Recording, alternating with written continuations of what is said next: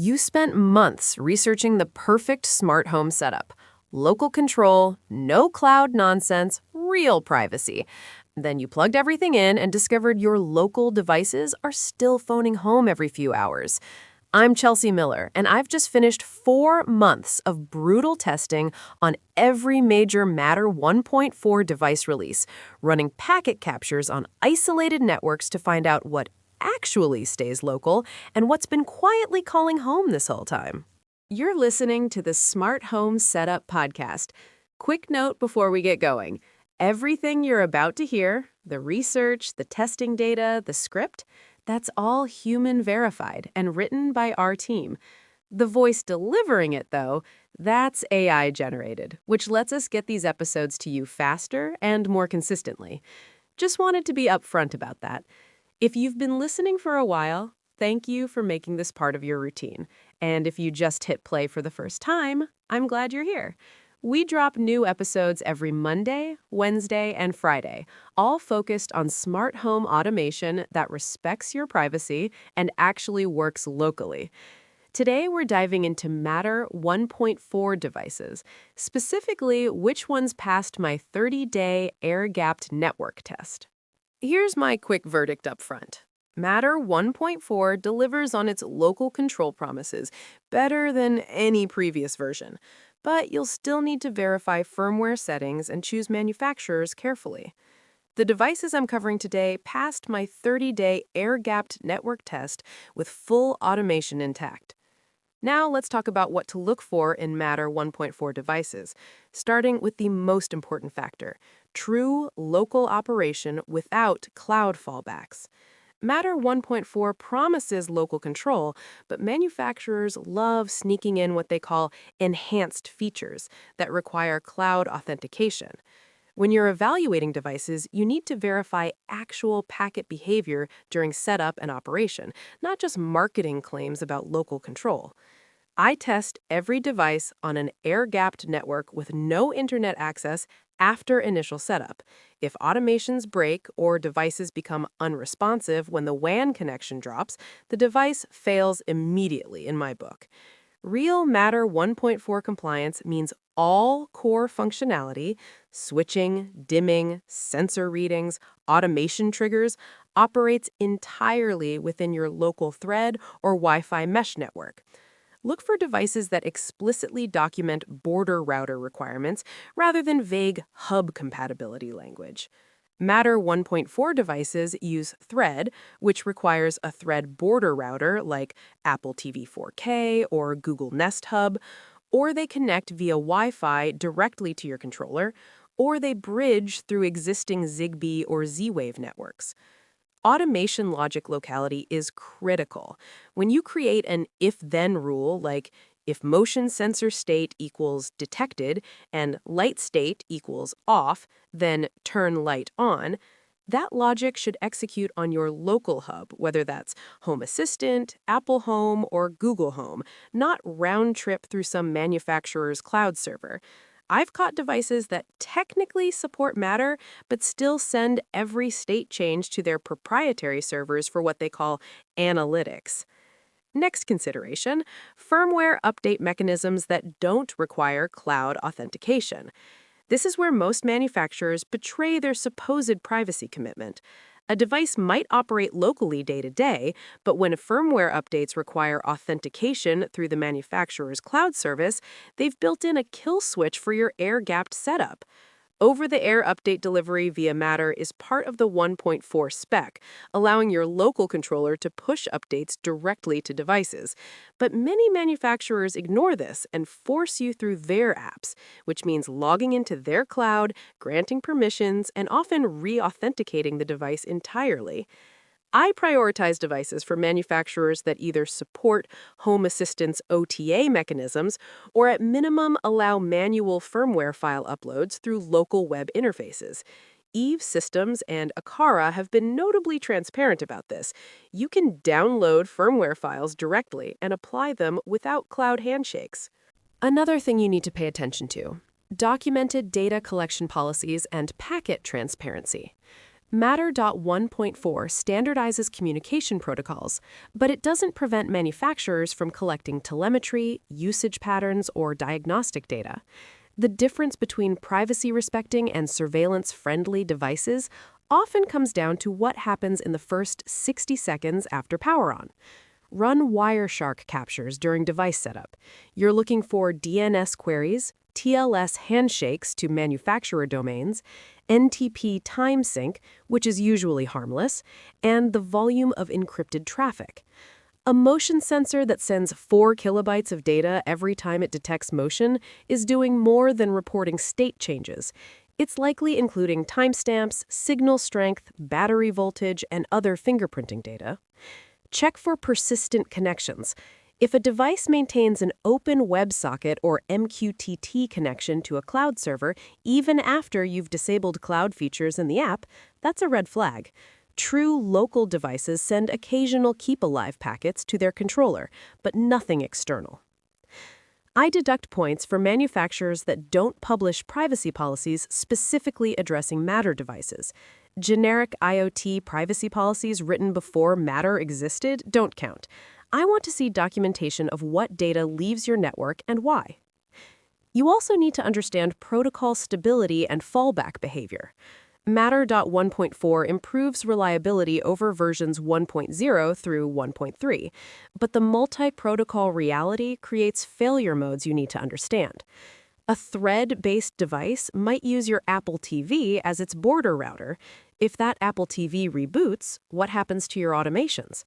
Test fallback behavior explicitly. Unplug your primary border router and see if devices migrate to a secondary one automatically. Check latency during migration. I've seen delays ranging from 2 seconds, which is acceptable for lighting, to 45 seconds, which is useless for security triggers. For critical automations like if door contact sensor state equals open and alarm armed equals true, then turn siren on, that latency matters. Thread's mesh network topology provides better resilience than Wi-Fi-only devices. When you have 12 Thread devices creating a mesh, losing one border router shouldn't break automations. Other devices route around the failure. Wi-Fi Matter devices connect directly to your controller and have no mesh fallback. Here's something I don't see other reviewers talk about: physical design that doesn't advertise surveillance. I've always found it ironic that smart devices scream their presence with glowing LEDs and obvious cameras. If you're building a privacy-respecting smart home, you probably don't want guests immediately aware they're being monitored or automated. Look for devices with discrete indicator lights that can be disabled in firmware, minimized physical footprints that blend into existing decor, and form factors that don't require visible mounting. The best privacy-first setups use hidden smart home devices that provide functionality without announcing their presence. This isn't about deception. It's about not making your home a visible target. A house covered in obvious security cameras and smart sensors tells potential intruders you have equipment worth stealing and alerts tech-savvy guests that they're under observation. Finally, let's talk about interoperability limitations you'll actually encounter. Matter was supposed to solve the ecosystem fragmentation problem. In practice, Matter 1.4 is vastly better than earlier versions, but you'll still hit compatibility walls. Apple Home doesn't support all Matter device types that Google Home and Home Assistant do. Energy monitoring plugs, for example, often expose power consumption data through Matter, but Apple Home won't display it in the interface. You'll see the plug, you can switch it, but the advanced telemetry requires another controller. Automation complexity varies by controller. Home Assistant gives you full Boolean logic, scripting, and state machines. Apple Home limits you to relatively simple scene triggers. Google Home falls somewhere in between. If you're building sophisticated automations like if power meter watts greater than 1500 and time now is after 10 p.m., then send notification about heavy load detected during off-peak hours, you need Home Assistant or similar. Not all ecosystems handle fallback behaviors consistently. When a Thread device becomes unreachable, Apple Home marks it no response and stops trying to control it. Home Assistant can be configured to retry with exponential backoff or trigger an alert. These differences matter when you're troubleshooting at 2 a.m. wondering why the automation didn't fire. Moving on to our top picks for best Matter 1.4 devices. First up, the Eve Energy Smart Plug with Thread and energy monitoring. Check the link below to see the current price. This is the first Matter 1.4 plug I've tested that actually keeps energy monitoring data local and accessible without cloud authentication. It connects via Thread, which means you'll need a border router like Apple TV 4K or HomePod Mini. It reports real-time wattage, voltage, and cumulative consumption, and continues operating with full functionality when internet access is severed. Here's what I like about it. True local energy monitoring accessible via Matter, no cloud required for power data. Thread mesh networking provides sub-300 millisecond switching latency in my tests. Firmware updates are available as downloadable files with no forced cloud authentication. There's a physical button for manual override when network is unavailable. The compact form factor doesn't block adjacent outlets in most configurations, and the documented Matter commissioning process works reliably with Home Assistant, Apple Home, and Google Home. The downsides. Higher price point, usually around $40 compared to Wi-Fi plugs with cloud dependencies. Thread requires a border router, which adds infrastructure cost if you don't already have compatible devices. Energy Data API is limited in Apple Home. Full access requires Home Assistant or Eve's app. And the maximum 1800 watt rating excludes high-draw appliances like space heaters. Cloud-free viability score, 9 out of 10. The Eve Energy operates completely offline after initial Thread commissioning. Energy monitoring, automation triggers based on power consumption, and switching all function without internet. The only limitation, firmware updates require downloading files from Eve's website, meaning internet access on your workstation, not the device itself. I've run this plug for 60 days with no WAN connection and zero functionality loss. Next device, Aqara Door and Window Sensor P2, Matter over Thread. Check the link below to see the current price. This represents the current state-of-the-art for contact sensors, Thread native, Matter 1.4 certified, and genuinely local when configured properly. I tested it for 45 days on an isolated network running only Home Assistant and Apple TV border router, zero packet leakage to external servers. What works well? Thread protocol means mesh networking. Sensors far from the border router route through other Thread devices. Battery life exceeds manufacturer claims. I got 14 months in my testing versus the 12-month spec. State change latency runs 50 to 100 milliseconds from physical open or close to Home Assistant notification. Small form factor, 25 millimeters by 40 millimeters, less obvious than older Z-Wave sensors. Commissioning via QR code works reliably across all major Matter controllers, and temperature monitoring is included as a bonus sensor with plus or minus 0.5 degrees Celsius accuracy. The drawbacks. Aqara Hub required for firmware updates, which is technically cloud-dependent for OTA, but the device functions locally. Slightly higher false positive rate than Zigbee equivalents in environments with RF interference. Mount adhesive is permanent. Choose placement carefully or use screws. And there's no built-in tamper detection like some Zigbee contact sensors have. Cloud-free viability score, 8 out of 10. The sensor operates entirely locally for all core functions. State changes, automation triggers like if sensor state equals open, then turn light on, and temperature readings all work without internet. The score drops 2 points because firmware updates require the Aqara app and cloud authentication. You can't sideload firmware files like Eve devices. Once updated, though, it's back to completely local operation. Third device on the list, Nanoleaf Essentials Matter Bulb A19 Thread version. Check the link below to see the current price. This is a rare example of a manufacturer that got Matter right on the first try. Full RGB plus white control via Matter, thread mesh networking, and no mandatory cloud features.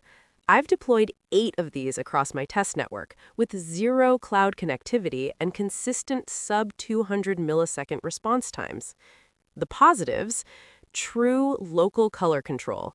RGB values, brightness, color temperature, all adjustable via Matter without cloud round trips. Thread mesh networking improves network resilience because each bulb acts as a router for other devices. Gradual dimming and color transitions can be defined locally in Home Assistant using the Service Light Turn On with Transition parameter. High CRI, 90 plus, for accurate color rendering compared to cheaper Wi-Fi bulbs. Works with dumb switches, cut power, and bulb remembers last state on power restoration. And it's adaptive lighting compatible, meaning color temperature shifts based on time of day.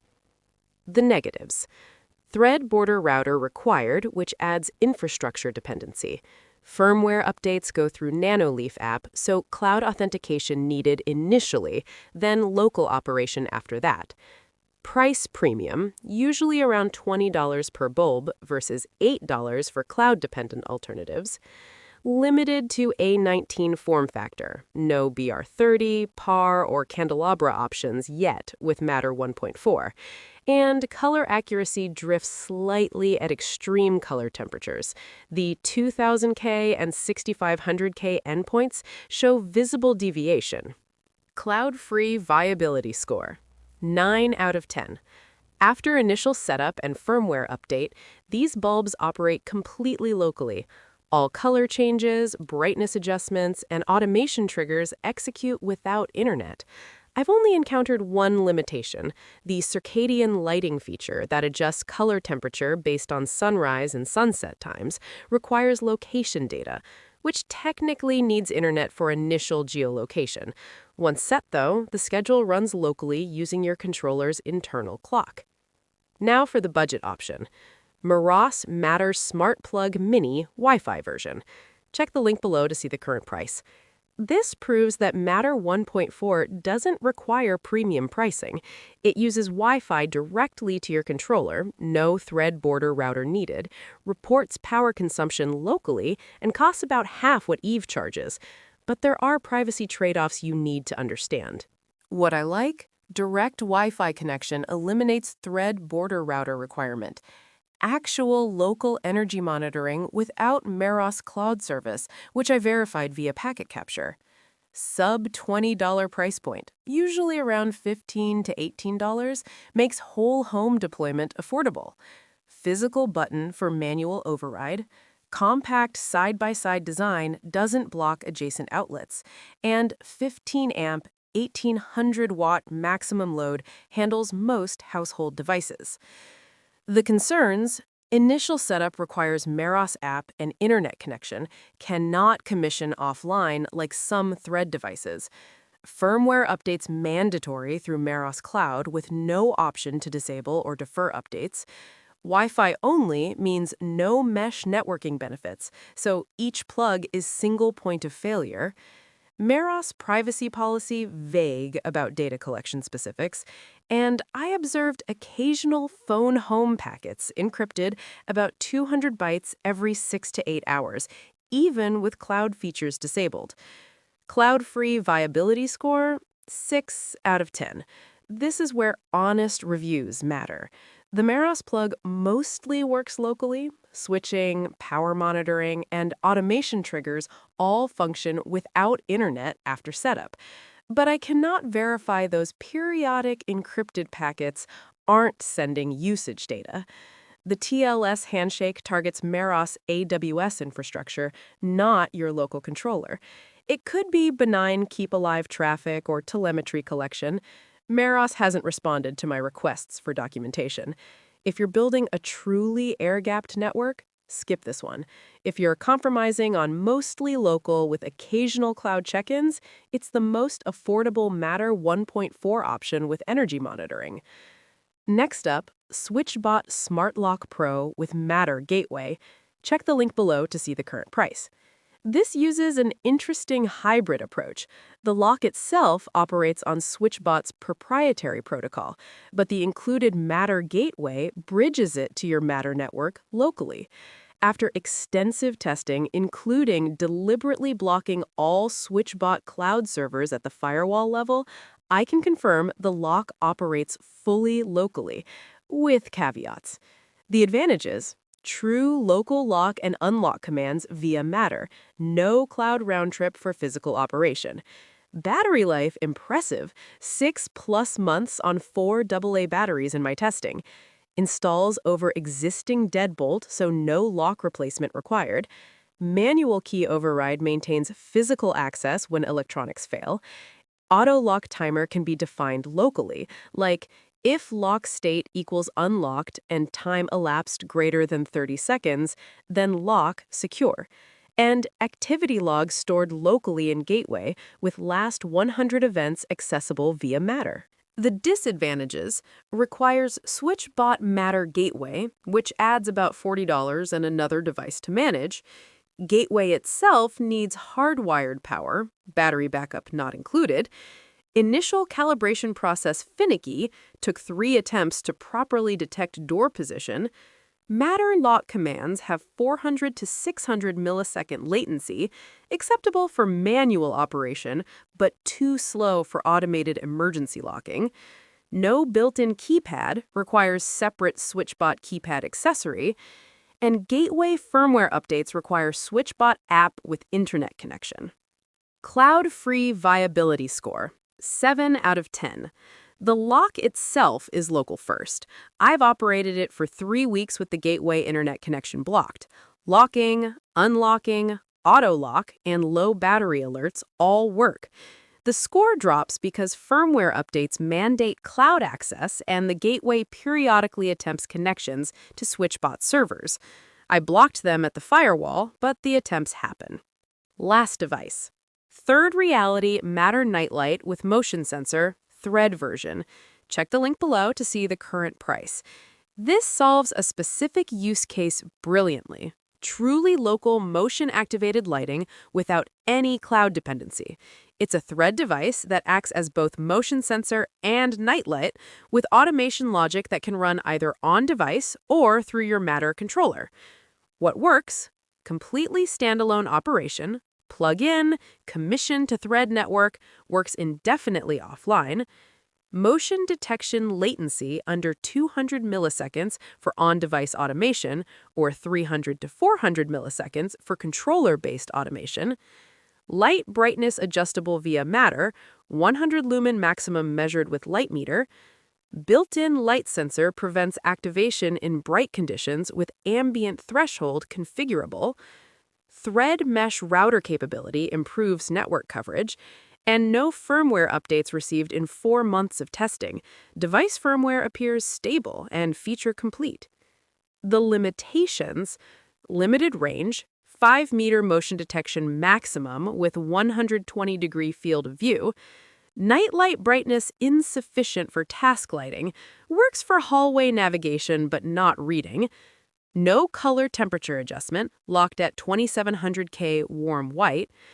Motion sensor doesn't expose raw PIR data, only binary motion detected state to Matter controllers. And plastic housing feels cheap compared to Eve or Aqara offerings. Cloud-free viability score, 10 out of 10. This is the only device on this list that achieves perfect local operation. No cloud authentication at any stage, no firmware update attempts, no periodic phone home packets. Commission it to your Thread network and it operates independently forever. The automation logic: if motion sensor state equals detected and light sensor lux less than 10, then nightlight turn on, runs entirely on device if you use the built-in behavior, or on your local controller if you create custom scenes. For anyone building an air-gapped home security system, this is proof that truly local Matter devices exist. Now let's tackle some frequently asked questions. First one, can Matter 1.4 devices work completely offline without internet access? Yes, but it depends entirely on the manufacturer's implementation. The Matter 1.4 specification standardizes local communication between devices and controllers, meaning the protocol itself supports full offline operation. However, manufacturers often layer cloud services on top for firmware updates, remote access, or what they call enhanced features. In my testing, devices from Eve Systems, Third Reality, and Nanoleaf demonstrate true offline capability. Once commissioned to your Thread network or local controller, they continue operating indefinitely without internet. Devices from other manufacturers may technically function locally, but still attempt periodic cloud connections for telemetry or authentication checks. The key verification method: block internet access at your router's firewall level and test all functions for 48 plus hours. If automations break, notifications fail, or devices become unresponsive, they're not truly local, despite Matter certification. Next question. Do I need different hubs for Thread-based Matter devices versus Wi-Fi-based Matter devices? Not exactly. You need compatible infrastructure, but it's not always a separate hub. Wi-Fi Matter devices connect directly to your Matter controller, whether that's Home Assistant, Apple Home, Google Home, over your existing Wi-Fi network. Thread Matter devices require a Thread border router that bridges the Thread mesh network to your IP network where the controller lives. Common Thread border routers include Apple TV 4K from 2021 or newer, Apple HomePod Mini, Google Nest Hub 2nd Gen, and dedicated border routers like the Eero 6 router or Nanoleaf Shapes some models. If you already have one of these devices, you don't need additional hardware. If not, a Thread border router adds approximately $100 to $150 to your Matter setup costs. The advantage? Thread mesh networking is more reliable and power efficient than Wi-Fi for battery-operated sensors and switches. Another common question: how do firmware updates work on air-gapped Matter networks? This is where manufacturer philosophy reveals itself. Ideal implementation follows the Matter 1.4 OTA over the air update specification. Your local controller downloads firmware files and pushes updates directly to devices over the local network. Home Assistant supports this model when manufacturers provide firmware files publicly. Common implementation forces updates through manufacturer mobile apps, which require internet connectivity and often cloud authentication. This breaks air-gapped operation temporarily. You'll need to restore internet access, update devices, then disconnect again. Some manufacturers, like Eve and Aqara, provide firmware downloads on their websites, allowing you to sideload updates manually without cloud authentication.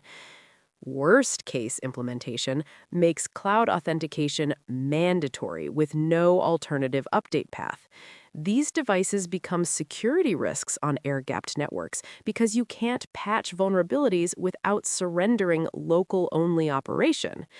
Before buying any Matter device, verify the manufacturer's update mechanism. If they won't document it clearly, assume cloud dependency. Here's another one people ask. What happens to Matter automations when my border router reboots? Immediate impact?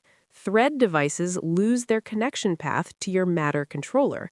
Automations that depend on those device states will fail until the border router comes back online and devices rejoin the network.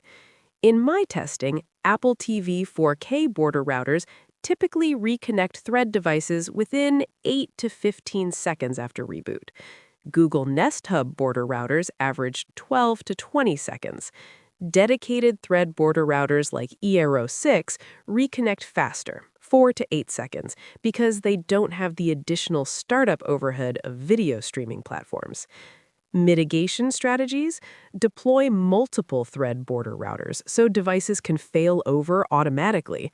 When I unplugged my primary Apple TV, devices migrated to the backup HomePod Mini within 3 to 5 seconds, fast enough that automations like if motion sensor state equals detected, then light turn on, only experienced one missed trigger before recovery. Critical automations should use thread devices for sensors, but maintain local fallback logic in your controller. For example, a security automation might arm based on door sensor state, but also implement a time-based auto-arm if lock state equals locked and time now greater than 11 p.m., then alarm arm away. Wi-Fi Matter devices don't depend on border routers, so they're unaffected by thread infrastructure failures. But they lack mesh networking resilience. If your Wi-Fi access point fails, those devices go offline with no fallback path. Last question. Are Matter 1.4 devices more private than Zigbee or Z-Wave alternatives? Not automatically. Protocol choice doesn't determine privacy, manufacturer behavior does.